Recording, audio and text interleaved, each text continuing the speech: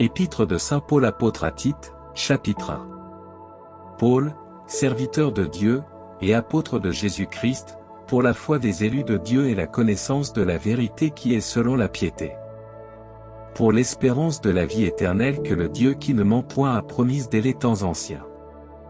Il a manifesté en son temps sa parole par la prédication, qui m'a été confiée selon l'ordre de Dieu notre Sauveur. À Tite, mon fils bien-aimé dans la foi qui nous est commune. Que la grâce et la paix te soient données par Dieu le Père et le Christ Jésus notre Sauveur. Je t'ai laissé en Crète, afin que tu organises ce qui reste à régler, et que tu établisses des prêtres dans chaque ville, comme je te l'ai ordonné. Si quelqu'un est irréprochable, mari d'une seule femme, ayant des enfants fidèles, qui ne soit pas accusé de débauche, ni insoumis. Car il faut que l'évêque soit irréprochable, comme étant l'intendant de Dieu, pas orgueilleux, ni colère, ni adonné au vin, ni prompt à frapper, ni porté à un gain honteux. Mais hospitalier, affable, sobre, juste, saint, tempérant. Fortement attaché à la parole authentique, telle qu'elle a été enseignée, afin qu'il soit capable d'exhorter selon la saine doctrine, et de confondre ceux qui la contredisent. Car il y en a beaucoup, surtout parmi ceux de la circoncision, qui sont insoumis, vains parleurs, et séducteurs des âmes. Auxquels il faut fermer la bouche, car ils bouleversent des maisons entières, enseignant ce qu'il ne faut pas, en vue d'un gain honteux. Un d'entre eux, leur propre prophète, a dit, « Les Crétois sont toujours menteurs, méchantes bêtes, ventres paresseux. » Ce témoignage est vrai. C'est pourquoi reprends-les sévèrement, afin qu'ils soient saints dans la foi. Et qu'ils ne s'appliquent pas à des fables judaïques, et à des commandements d'hommes qui se détournent de la vérité. Tout est pur pour ceux qui sont purs, pour ceux qui sont souillés et infidèles rien n'est pur, mais leur raison et leur conscience sont souillées. Ils font profession de connaître Dieu, mais ils le renient par leurs œuvres, étant abominables et rebelles, et incapables de toute bonne œuvre.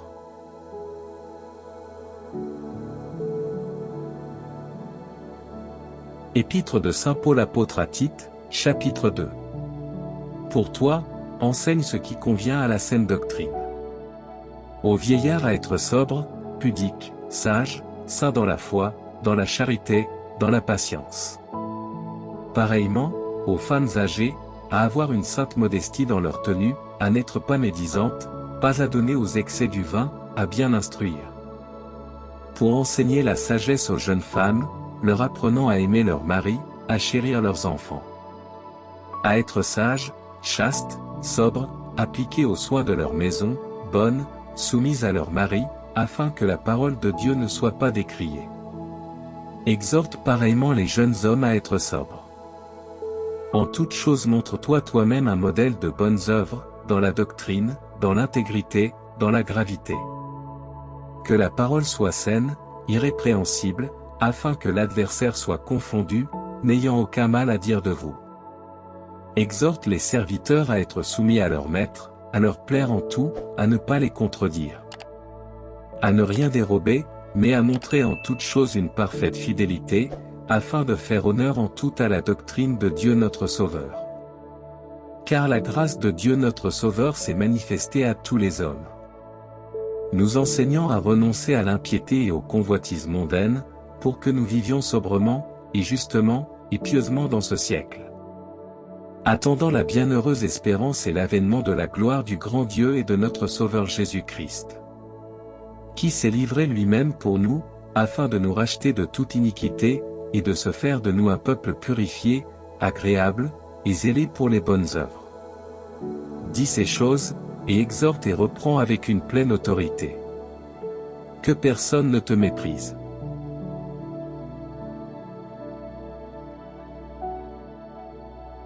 Épître de saint Paul apôtre à Tite, chapitre 3. Avertis-les d'être soumis aux princes et aux magistrats, d'obéir aux commandements, d'être prêts à toute bonne œuvre. De ne médire de personne, de fuir les contestations, d'être modéré, de montrer la plus grande douceur envers tous les hommes.